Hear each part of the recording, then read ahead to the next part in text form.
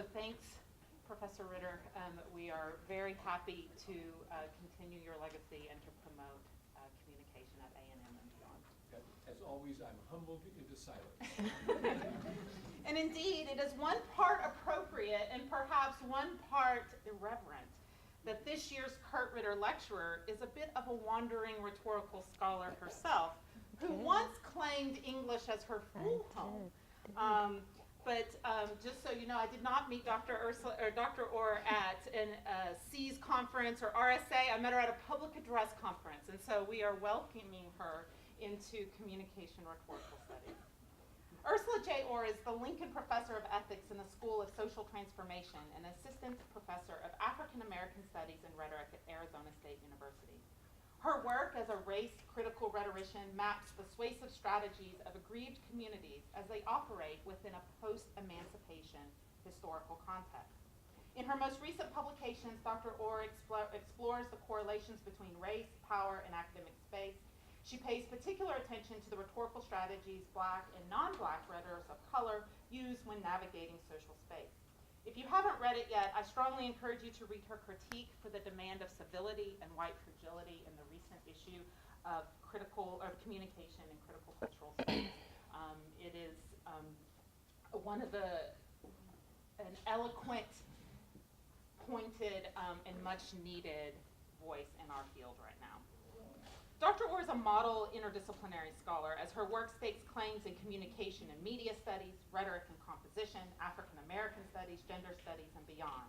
She is the 2018 College of Global Health Graduate Mentorship Award recipient, 2013 Institute for Humanities Research Fellow at Arizona State University, and a 2011 Penn State Alumni Association Dissertation Award recipient. Today, she will be giving us a glimpse of her new book, due out this April, Lynching, Violence, Rhetoric, and American Identity. With that said, Ersula, as we welcome you to Aggieland, I would like to present you with a plaque to commemorate today's lecture, and also a small token of our affection of A&M, and we welcome you to Aggieland. Thank you so very much. I'm sorry, I'm a hugger. Thank you for that. Oh, thank you, Dr. Ritter.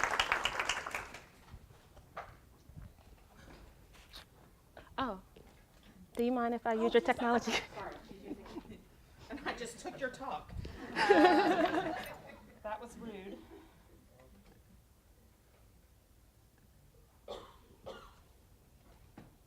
Thank you. And just a double check, because.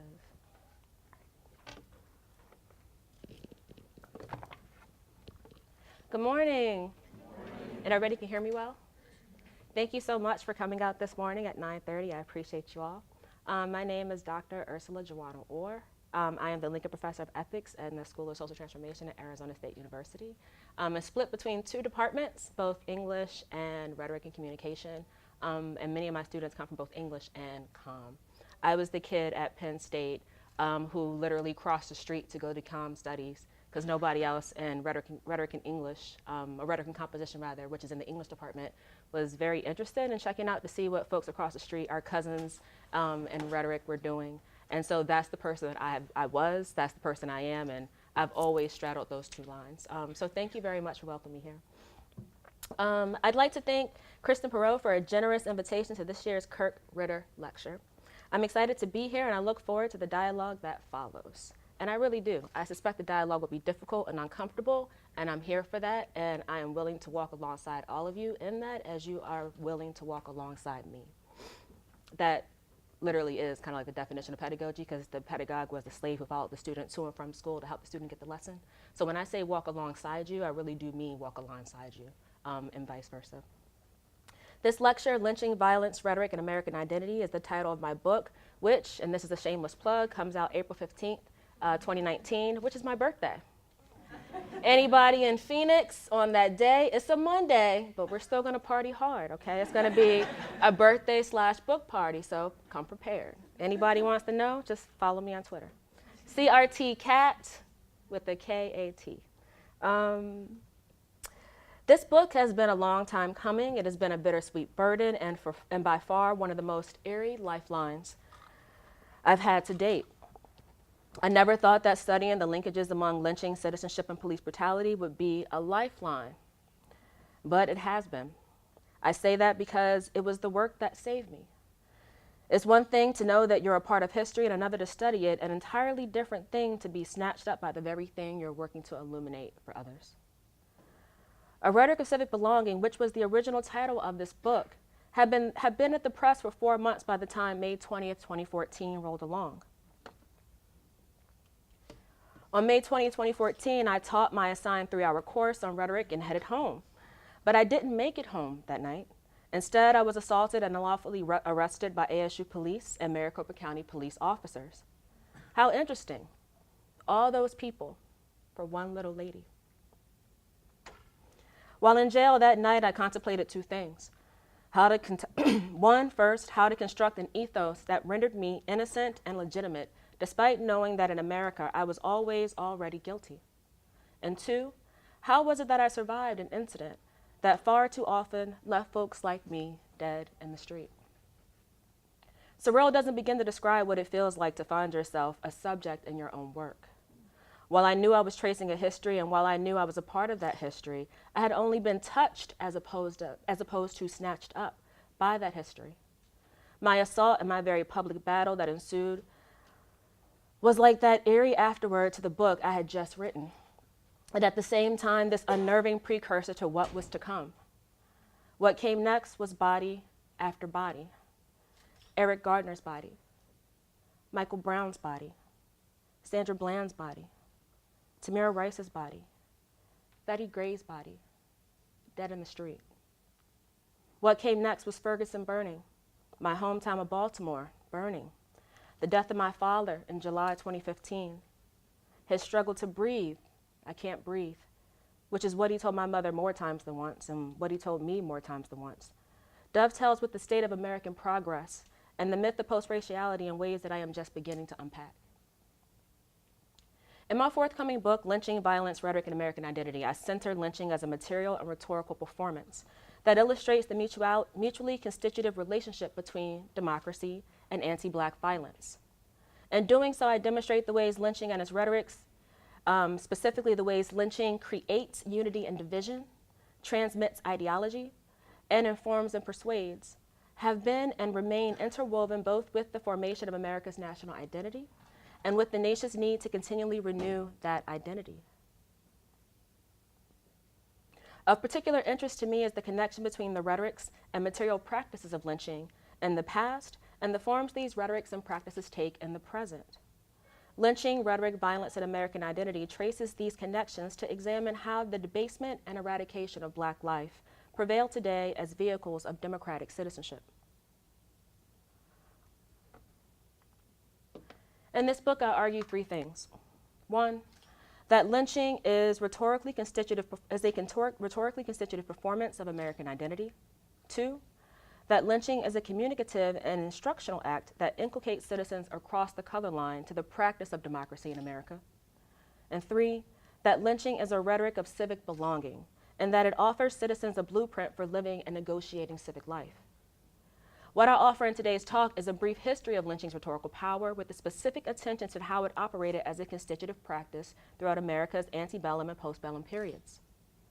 Lynching was a call to communion and a performance of political affiliation akin to citizenship in the way that it delineated those who belonged, i.e., those protected by the rights and privileges afforded members of the polity, from those who did not. I offer this briefing as a framework through which we might understand the shooting death of Trayvon Martin, among others, as a modern-day lynching. From the language used to rationalize Zimmerman's actions to the logic and outcome of the trial, the story of Trayvon Martin and George Zimmerman exhibits how the discourse and practice of American lynching have been adapted to the 21st century in ways that sustain a democratic project predicated upon the circumscription and eradication of Black life. Like lynchings of the past, Trayvon's lynching exhibited language that framed the teen as a perversion of the norms constituting the retreat, the community in which he was living, or rather that his father lived in, and he was visiting his father. Thus an appropriate target for removal. To call Trayvon's murder a lynching, then, wouldn't be hyperbolic. That is, it wouldn't be an embellishment or an extravagant overstatement. Instead, it would be an astute observation of how the past continues to reverberate in the present.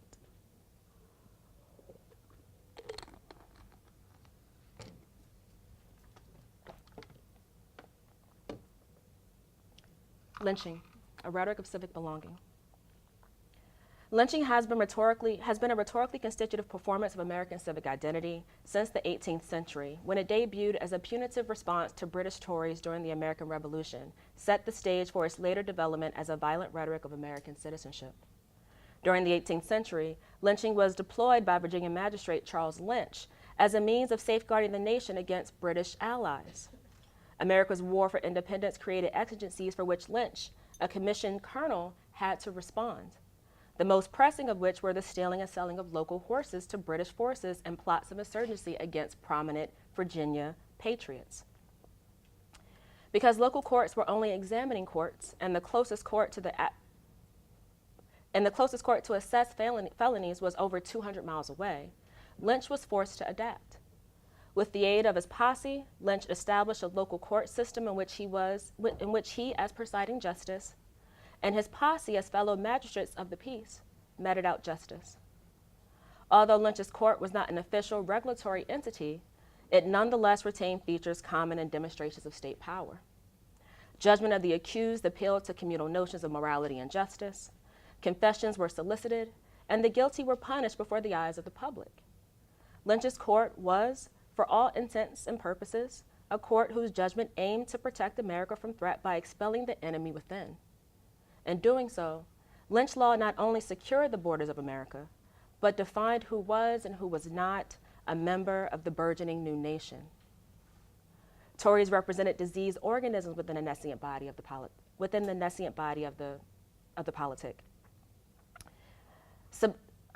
Subduing this enemy within through both physical and symbolic forms of expulsion then helped to alleviate anxiety over an imposing threat, while at the same time fostering a sense of shared identity among colonials. Lynching served then as a political and symbolic curative. Expelling the enemy within helped to alleviate the people's anxiety over the war, while at the same time strengthening the fictive bonds of kinship, those imagined notions of an us, underwriting American identity. Under these conditions, lynch law became an expression of national loyalty that made the lyncher, justices, and supporters of Lynch's court synonymous with the American loyalist and facilitated a sense of collective identity among the people. The Dogwood Tree poem and familiar axiom, "Hooray for Colonel Lynch, Captain Bob, and Calloway. They never turned a Tory loose until he cried out liberty," was the early cultural expression that cast lynching and its practitioners as pursuants of democracy.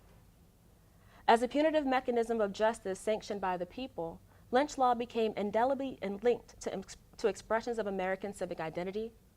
Individuals who agreed to be governed by a shared set of principles were in turn endowed with the power to judge and met out judgment against those they deemed a threat to their way of life.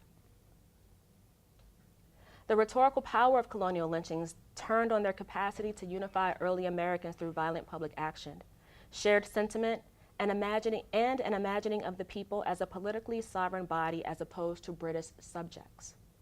Lynching during the American Revolution expressed ideals of popular sovereignty that framed the practice as the people's right to enforce a democratic ideal in lieu of those who posed a threat to the pursuit of American independence.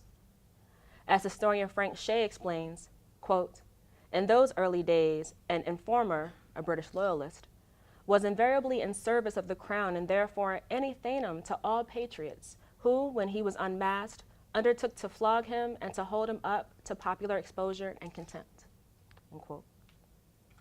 Tories became emblems of national contempt and suffered a combination of public flogging, tarring, feathering, imprisonment, fines, expulsion, and hanging. Communal spirit characterized the flogging and lynching of political enemies and legitimated the assumed autonomy of colonials to met out justice. Tories were the enemy within, the political other, against which Americans defined themselves, and through collective support for judgment of Tories and violence against Tories, reinforced their own political identities as well as the boundaries of the polity. In this way, lynching was the enactment of an argument, one that articulated American identity as anti-British and definitely opposed to tyranny. Under these conditions, lynching became a practice of political affiliation that delineated America's us from Britain's them, a vehicle through which Americans communicated a sense of belonging and national identity. Lynch and his outfit were never reprimanded for their actions. When brought before the General Assembly on counts of illegal activity, he and his justices were exonerated. Hope this sounds familiar. And Lynch was later appointed to the Court of Uncommon Appeals, another point of familiarity, colonial America's equivalent to the Court of Appeals. During their trial, the Assembly ruled that although the group's actions may have been, quote, strictly warranted by law, lynching was nevertheless justifiable and appropriate given the threat Tories and the rising insurgency posed to the surrounding community. The trial resulted in the act to indemnify certain persons and suppressing a conspiracy against the state, which was legislation that retroactively legitimated deputized citizens to pursue and suppress perceived insurgents under the guise of national security. This act, which defined lynching as legal, vulnerable action, reflective of one's deep commitment to the nation and investment in protecting its ideas, was also a precursor to the Fugitive Slave Act, which deputized white citizens to enforce slavery.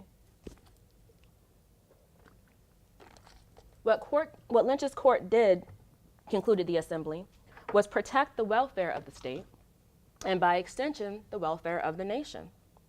Such patriotism, such national service was to be lauded, not questioned, and certainly not penalized. This precedent left an indelible impression on the practice of American civics. Lynch's exoneration and later promotion legitimated lynching as an integral part of American civic life. The Assembly's ruling produced three notable outcomes. Apologies, I forgot to.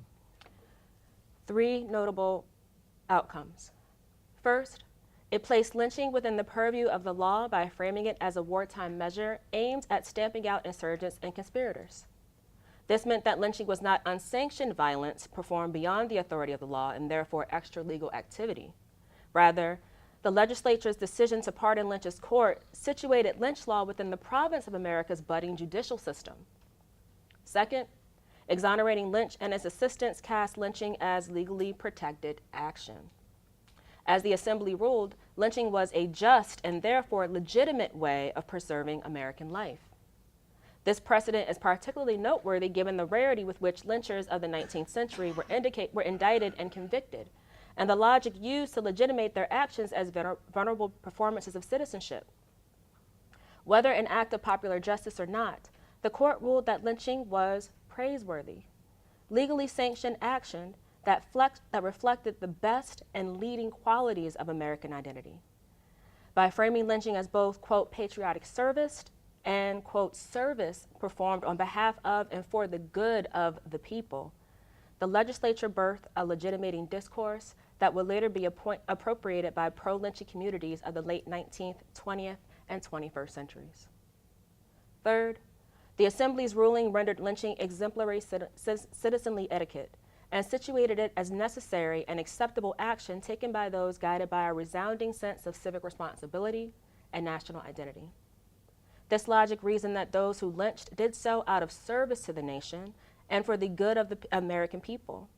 Such logic cast Lynch and his posse as, quote, leading citizens, a term that was commonly used in pro-lynching discourse to describe lynchers, of America's burgeoning national community, and rendered the patriot synonymous with the lyncher and the lyncher synonymous with the ultimate faithful citizen. Lynch's later appointment to the Court of Uncommon Pleas solidified the synonymous relationship between the lyncher and the leading or exemplary citizen. Lynch's acquittal, praise, and subsequent promotion to the highest court within the colonial judicial system rendered lynching a species of American jurisprudence. Lynching, then, while a performance of exceptional citizenship, does not constitute a state of exception, and that it embodies an instance in which the law is momentarily suspended, but rather represents an instance in which the logic and spirit of American democracy are enacted.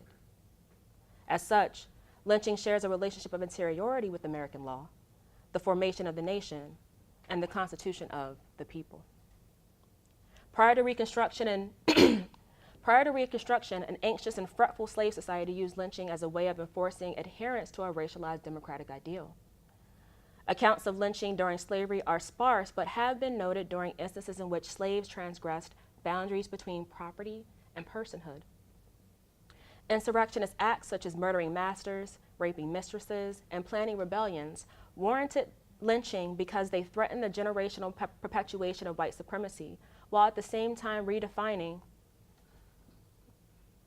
Sorry, there was an alert coming. That was something for you, no.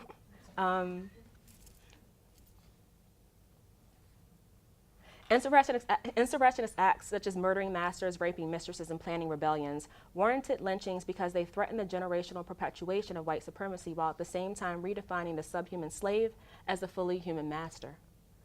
Lynchings that occurred in this context were violent performances of reclamation that reaffirmed white supremacy through the disavowal of black humanity. Lynchings after Reconstruction continued this trend and the way they delineated America's white us from its black them. Democratic citizenship during the antebellum period conceived of the people as a whites-only collective and citizenship as the right to enforce white dominance.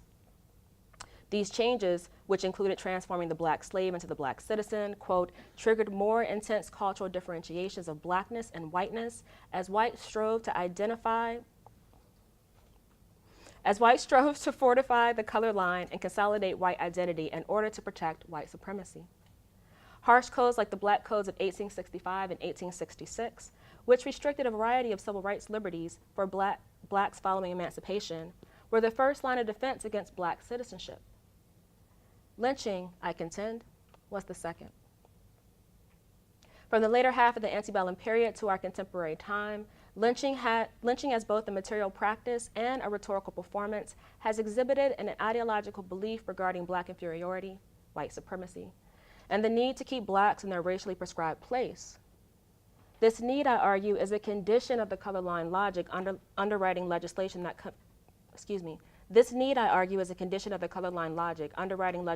codified anti-black sentiment and anti-black violence as etiquettes of American citizenship identity.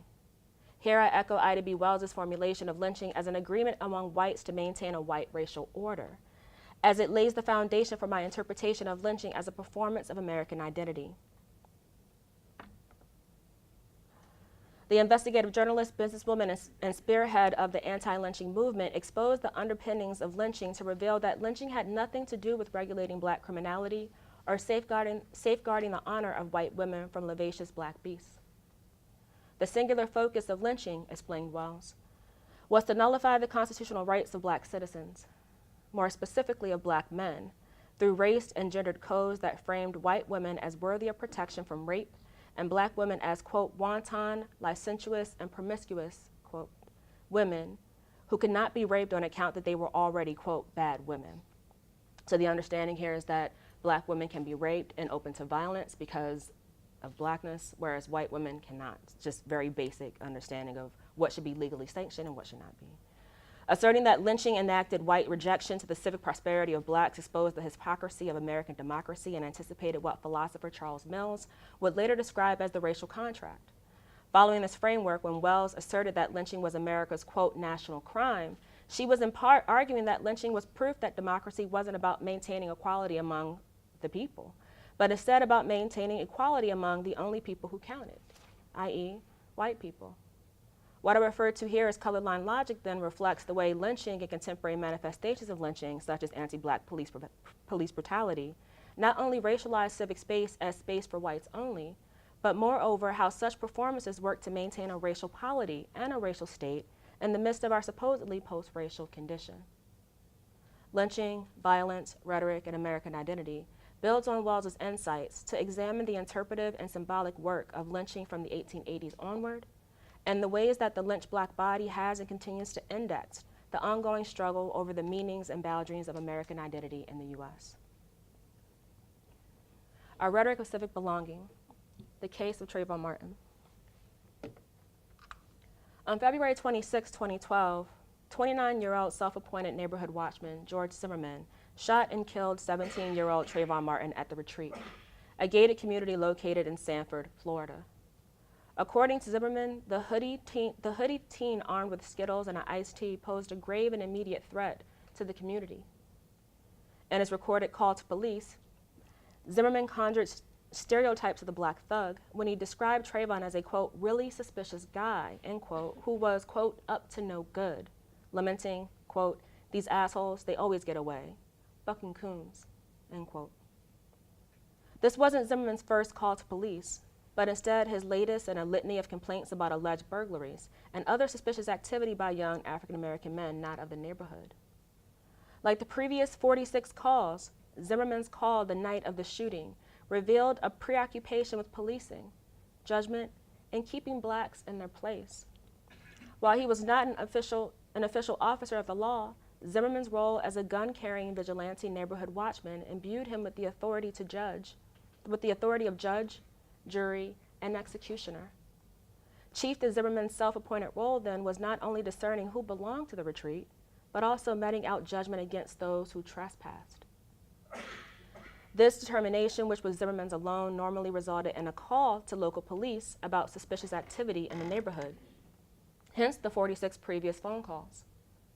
Yet his call the night of the shooting, in which he lamented over asshole coons getting away with crime, suggested that February 26, 2012 may end differently. While the autopsy report showed that a gunshot to the chest killed Trayvon Martin, it was the language, specifically Zimmerman's description of Trayvon as a black boy up to no good, that quickened the teen's death. Zimmerman's call to police describing Trayvon as a really suspicious guy who would, like others, quote, get away if Zimmerman did not intervene, invoked a sense of urgency that at once licensed violence against Trayvon while at the same time casting Zimmerman as the earnest and stalwart community member protector. As a result, Zimmerman's framing, which marked the retreat as a certain kind of space, imagined for a certain kind of body, not only cast Trayvon as one who did not belong, but also as the enemy against which Zimmerman must defend. During the trial, the defense further bolstered this perception of, apologies. It gets difficult to read this. You write it, you watch it, you talk to the mothers of these young men and these young women who have been killed. The work is never easy, but the work is what we do. I'm not going to apologize for the interruption, but I need to take a moment.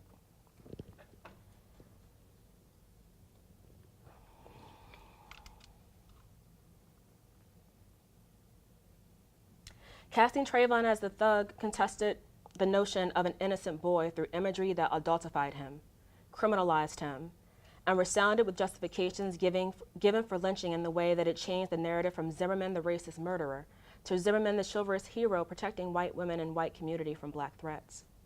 Inviting the jury to perceive Trayvon's intent. I apologize, I skipped the whole section when I took that moment.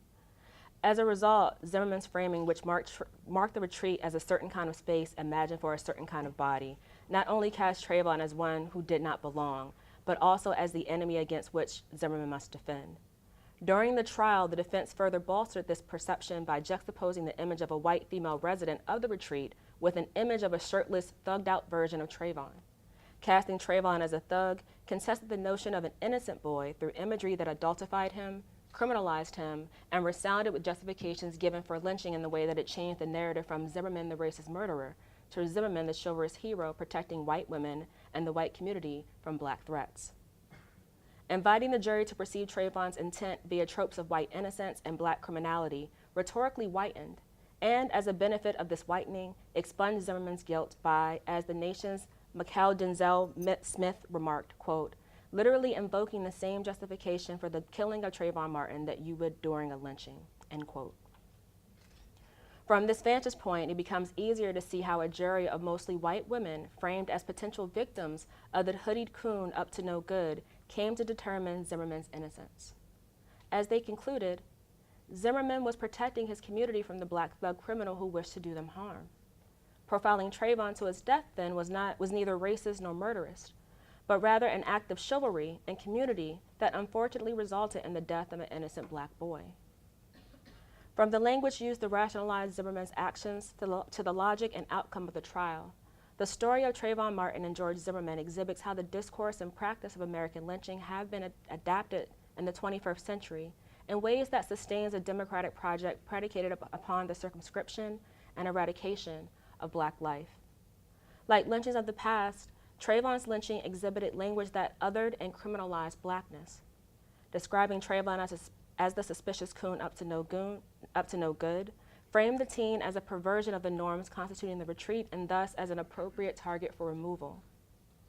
Like lynchers of the past, Zimmerman was never arrested, held, or investigated following the murder, but instead walked freely for 44 days before Florida officials yielded to national pressure to indict him. Failure to enact standard investigative procedures in the death of Trayvon Martin, and the lack of procedure which led officers to display Trayvon's uncovered body for hours were chief features of a murder that pointed back to the early 19th century when black bodies were publicly displayed as symbols of white dominance. Like lynchings of the past, Trayvon's lynching rendered the hunting, trapping, and murdering of Blacks in the 21st century not simply reasonable, but legally just. Pro-lynching discourse commonly used tropes of the hunt to normalize lynching as a practice of subsistence and survival. Zimmerman called upon this discursive history when he dismissed dispatch's directions to stay in his car and instead go out on foot and hunt Trayvon to his death. As Zimmerman demonstrated, he was more interested in stalking, trapping, and subduing Trayvon than heeding the law.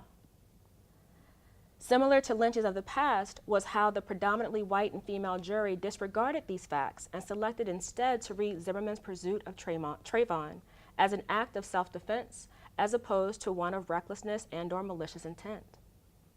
The final verdict, which found Zimmerman innocent, affirmed that citizens driven by racial paranoia and anti-Black sentiment had a greater right to life than those they imagined to be dangerous. In this way, the jury's verdict, like verdicts of the past, enacted the same depraved indifference to Black life that motivated Zimmerman to pursue Trayvon to his death in the first place. Trayvon Martin not only died once then, but twice.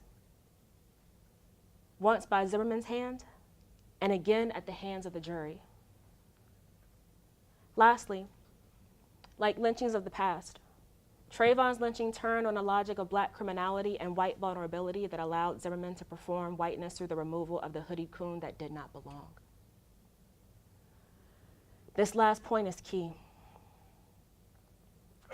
Although not white, Zimmerman's decision to pursue Trayvon to his death combined a historically white way of seeing and reading Blacks as always already criminal with the historically white right to kill Blacks with impunity. As George Yancey reminds, the right to look, let alone look, judge, and act, has, since the instantiation of the nation, been the sole privilege of Americans with white racial standing.